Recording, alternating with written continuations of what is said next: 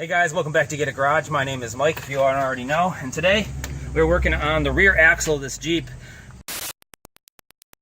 As you can see right here, this is a little dark, and this dark color is actually the diff fluid leaking out of the axle.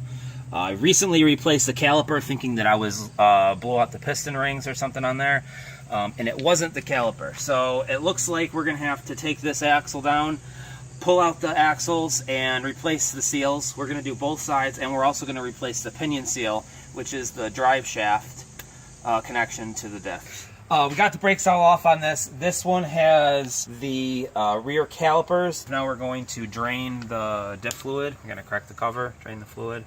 I don't know if I'm going to be able to save any or not. It's like $20 a quart, so we'll see. I don't know if we got a shot over here of the actual leaky, nasty stuff here. Let's see if I can show you. All right, so here's the rear passenger side. We got Django making noise over there, our buddy's rescue dog. Yeah, that's pretty bad. So hopefully the bearing isn't ruined. I'm really hoping that it's not. But we're gonna pull this out. Once I crack open the diff cover, I'll show you guys what it looks like.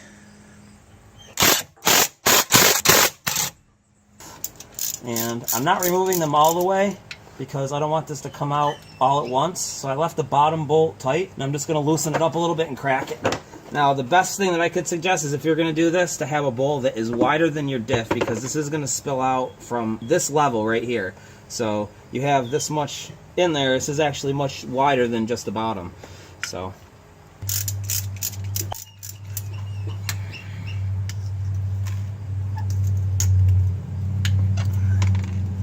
probably have to get back here with something to break it loose.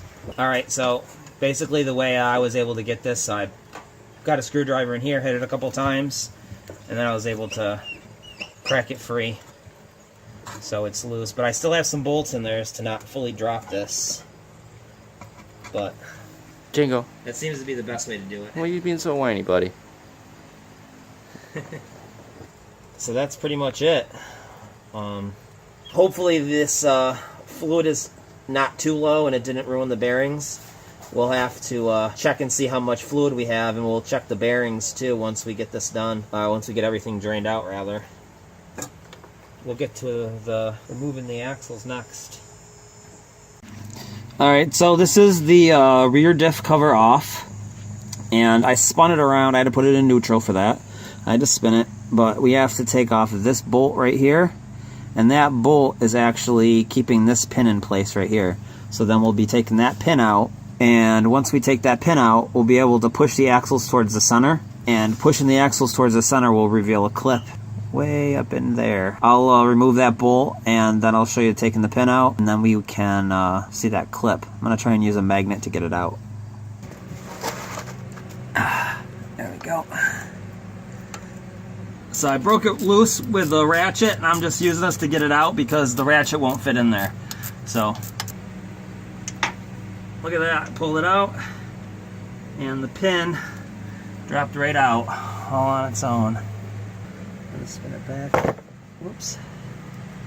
That is the pin. Now, there's two spider gears in here that are loose now. Don't want those falling out because they're kind of a pain in the ass, I guess, to get back into their spots. Now we just need to hit the axles in, and we should be able to get those clips out. Alright, so you're supposed to hit these in, but I did the other side and it went right in just by pushing it. Same thing with this side, it just pushed right in. So I should be able to remove those clips now. Right here and right here, there's two clips. So I'm going to try and see if we can get them out with this guy. Looks like I lost the clip up in there a little bit. I don't know if that's going to be a pain in the ass if I drop it. So I am going to put the camera down and try and get that out before I lose it forever. Okay, so I got these little clips off. One of them did fall in, but I was able to grab it pretty easily. So you just want to make sure that you don't lose them in there. They kind of slide into the recess on the end of this axle, which should come out right now. I haven't tried this, but there we go.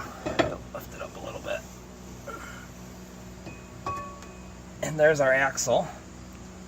Now, let me show you where the clip actually goes.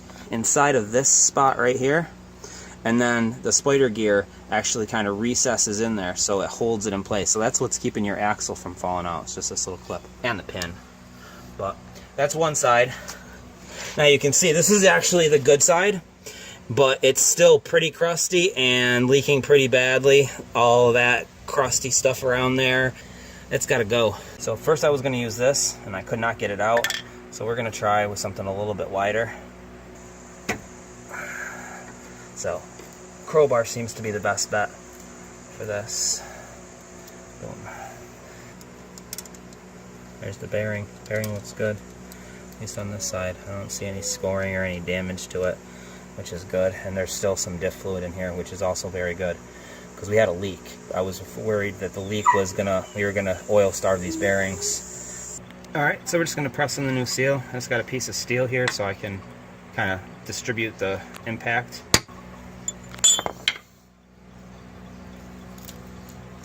Sweet.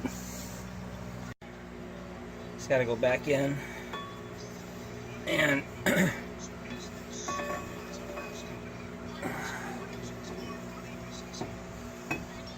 now when you get to right about here, you have to kind of lift it up on the back end like this, so you can get it to line up into the drive axle, to the differential, and you kind of got to wiggle it around a little bit.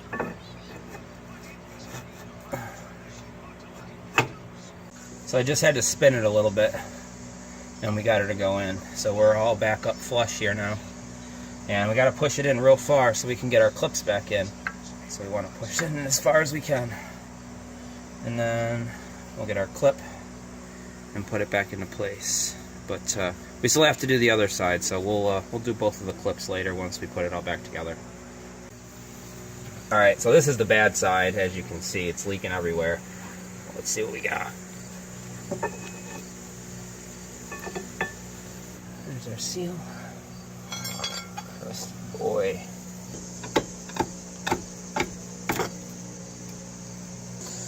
It's totally where the seal was blown. So, new one.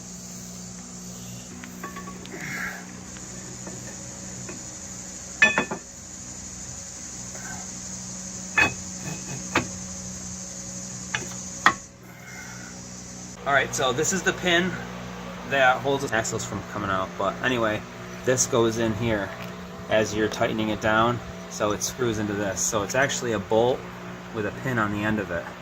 And this is an 8mm.